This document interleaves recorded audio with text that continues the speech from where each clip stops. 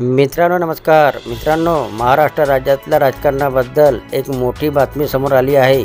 ती बातमी अशी की मस्साजोगचे सरपंच संतोष देशमुख यांची अतिशय निगूढपणे क्रूरपणे हत्या करून त्यांचा जीव घेण्यात आला।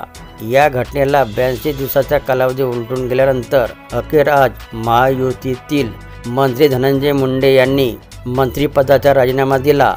देशमुख यांच्या हत्याकांडाचा मास्टरमाइंड असलेला वाल्मिक कराड हा धनंजय मुंडेचा राईट हँड असून त्याच पार्श्वभूमीवर गेल्या कित्येक महिन्यापासून फक्त विरोधकच नव्हे तर सत्ताधारी पक्षातील काही नेतेसुद्धा मुंडे यांच्या राजीनाम्याची मागणी करत आहेत। मात्र मुख्यमंत्री अथवा उपमुख्यमंत्र्यांनीही मुंडे यांचा राजीनामा घेतला नव्हता।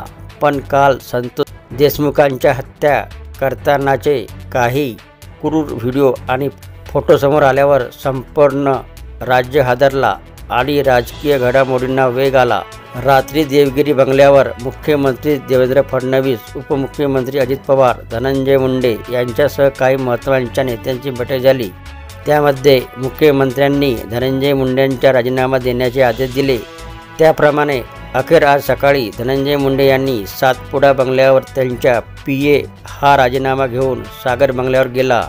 धनंजय मुंडे यांनी राजीनामा दिला असून आपण तो स्वीकारला असल्याचे मुख्यमंत्र्यांनी स्पष्ट केले। तर हे होते मित्रांनो धनंजय मुंडे यांनी राजीनामा दिल्याबद्दलची माहिती आवडली असेल तर चॅनलला सबस्क्राईब करायला विसरू नका। जय महाराष्ट्र मित्रांनो।